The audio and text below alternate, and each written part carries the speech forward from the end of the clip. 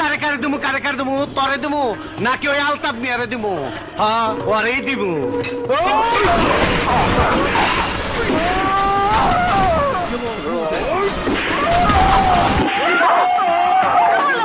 এই মহিলা, কোনো কান্নাকাটি হবে না, কোনো মামলা মোকদ্দমা হবে না। উনি হার্ট ফেল করে মারা গেছে।